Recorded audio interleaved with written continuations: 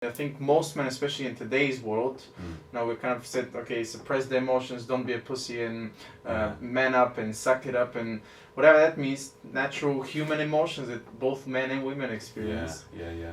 And then almost, I kind of feel that we're kind of left with a ticking time bomb, and then people, men becoming headlines of, oh, the nicest guy ever, I didn't expect that to happen, or something like this. Well, I read this morning that that's very interesting. I've been reading a lot about Tyson Fury, and he's fighting today. Yes. And his battles with mental illness. And I just read a report saying that suicide's the biggest killer of men under 45. And it's sort of you understand why, actually, because people, and I think that's what I'm really interested about is, there's different levels to this, but this is why I'm doing the research project. I'm going to basically ask people questions about what their relationship is with other men. How do they feel?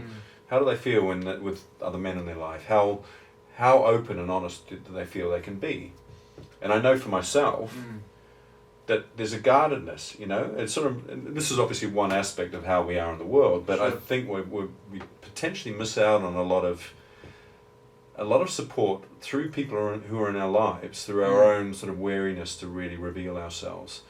And I think that's from anecdotally, talking to men and people talking in the group about, well, I've shared things on this retreat that I've never shared with my closest friends for 40 years, and how come, why is that the case? Why is that we can't really talk about what's going on to the men that are in our lives?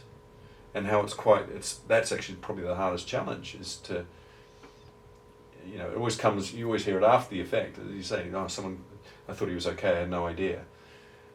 These are men that are incapable of really saying what's going on to people who are in their lives. And it's not just men, this isn't just a male situation, but I think that there's something, once you see the other side of that actually it's very natural for men to be available and to be supportive and to be loving, it's quite an odd experience. It's like, well, that was really easy to access.